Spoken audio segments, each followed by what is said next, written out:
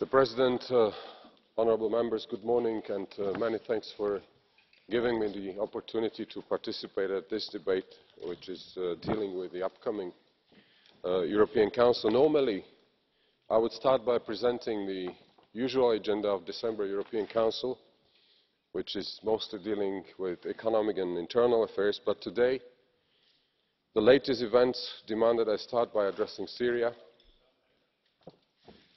We all follow with grave concern the dramatic developments in Aleppo, and the situation is tragic and unfolding very quickly. To allow for humanitarian access, let me stress that an evacuation of those in need is key, as well as cessation of hostilities and the issue of accountability for violations of international law. And these issues, let me assure you, will feature in the discussions of leaders tomorrow.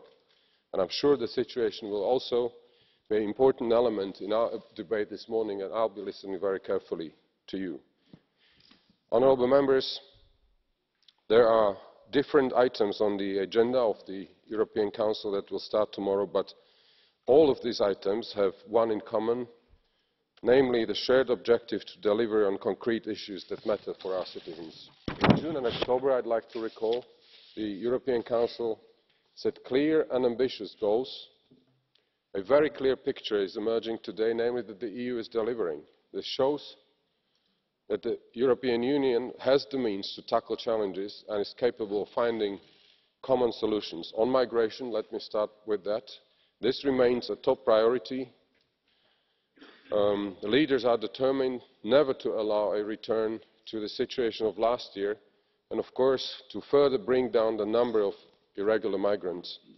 Closing the Western Balkans route last February was a first vital step to securing the external borders.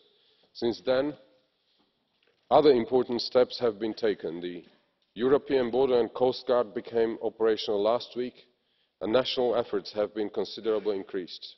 The number of arrivals in Greece remain very low.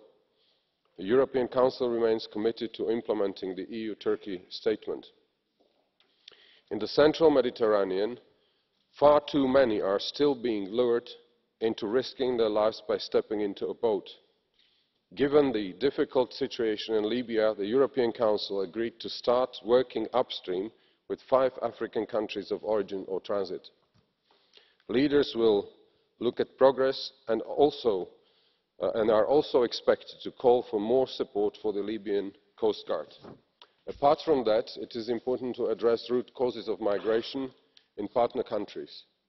The new ambitious external investment plan and the European Fund for Sustainable Development will be key, and I'm confident that talks with the Parliament will start soon, as the Council adopted its negotiation position yesterday.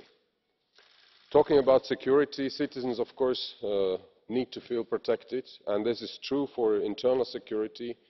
Just think about external borders or terrorism, and of course this is very much valid for defence as well. Here a big responsibility lies with national governments, but the EU can bring added value.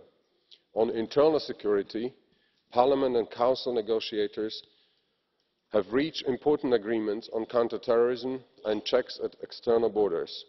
I expect that European Council to encourage us to also work diligently on the entry-exit system on ETIAS and on ETIAS, the system to systematically screen visa-exempt travellers. On defence, Europe needs to do more for its own security and defence. On Thursday, leaders will want to signal that the EU is ready to deliver more. In November, the Council, I'd like to recall, adopted a concrete plan on strengthening the CSDP as a part of implementing EU global strategy. This should also strengthen the European pillar in NATO. Those two aspects have to go hand in hand, as requested by the Warsaw Declaration on EU-NATO strategic partnership. The presence of NATO Secretary General Stoltenberg is a strong signal in that sense. It is under the heading Economic and Social Issues and Youth that leaders will review investment and FC 2.0, the implementation of the single market strategies and initiatives in favour of youth. The Council is now ready for negotiations with the Parliament on FC 2. Our Maltese friends will take this work forward. On the single market, many proposals are on the table and negotiations are ongoing for citizens and businesses to reap the benefits of those initiatives. We as co-legislators need to deliver speedily.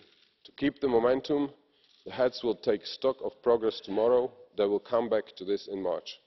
Furthermore, the European Council will look carefully into initiatives to address youth unemployment and to promote skills development and mobility.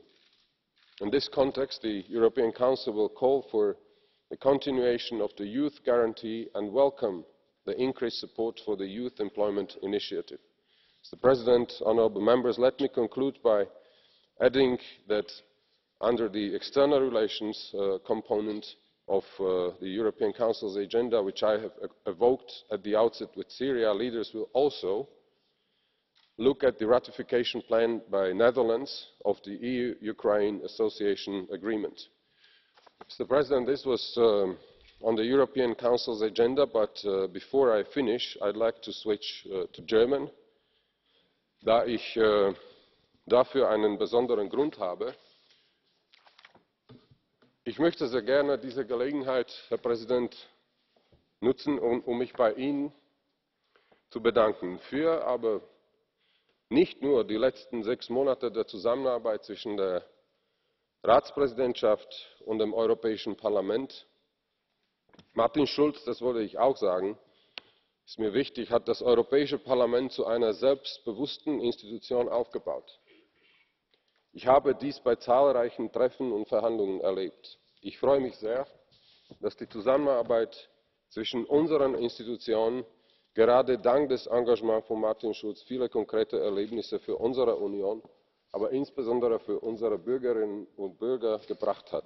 Lieber Herr Präsident, Sie haben unsere Union mit all ihrer Energie, Führung und rhetorischer Begabung verteidigt und geprägt. Ich bin davon überzeugt, dass Sie für dieses Projekt mit der gleichen Kraft und Begeisterung auch von Berlin aus kämpfen werden, wie Sie es seit mehr als 2 Jahrzehnten von Brüssel und Straßburg aus immer getan haben.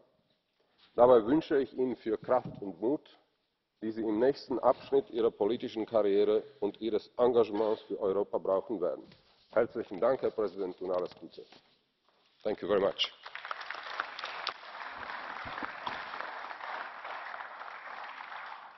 Vielen Dank, Herr Korczok, für die freundlichen Worte am Ende, die meine Person betreffen. Ich nehme das vor allen Dingen als Ihre persönlichen Bemerkungen hin, denn wenn der Rat mich jetzt in dieser Form lobt, dann habe ich eventuell als Präsident des Europaparlaments etwas falsch gemacht. Also